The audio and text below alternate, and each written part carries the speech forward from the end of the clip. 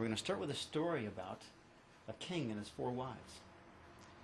So once upon a time, there's this very rich and powerful king who had 4 incredibly beautiful wives.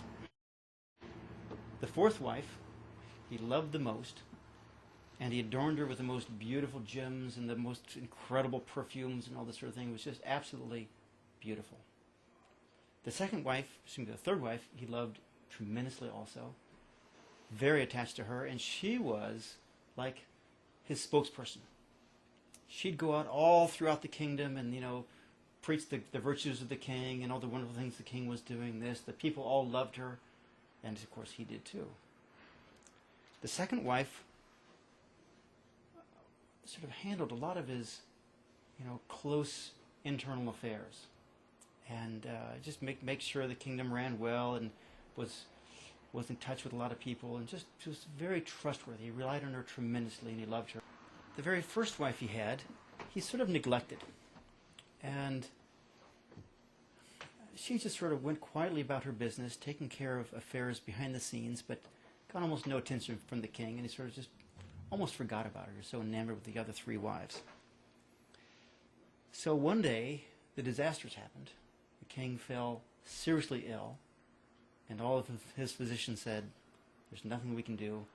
You should prepare your affairs for your death." So at this, the king freaks out. He just panics. He doesn't know what to do, and he's terribly afraid that once he dies, he'll be all alone. Here's a king who's never been alone in his life. So he calls to his first wife and says, "I've adorned you with jewels. I've taken care of you royally. Will you come with me when I die? Will you come to me on the next level of life?" She scoffs. Says, "No way."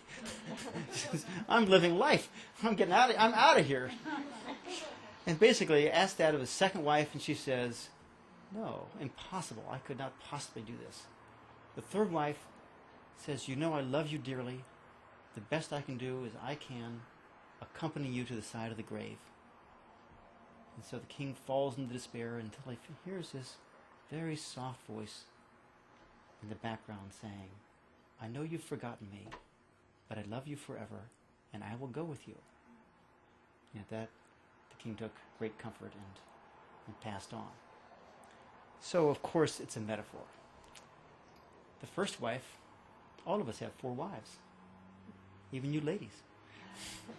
The first wife symbolizes the body, that we love the most and take care of and pamper and adorn. The 2nd is our reputation. The 3rd is our family and our friends, who the best they can do is come with us to the grave when we die. And the first wife is our soul, that we all but neglect. And so this story is about the nature of our soul and the journey of the soul throughout life. And the theme, of course, throughout this whole talk is going to be about the very eternal nature of our souls, that is what is real about us. That all these other things, these other wives, so to speak, our name, our reputation, our possessions, our body, just, in a sense, unreal. They change and they're gone. But the soul will stay there forever. And that's where our attention should be, rather than neglecting the soul on behalf of these other parts of our lives.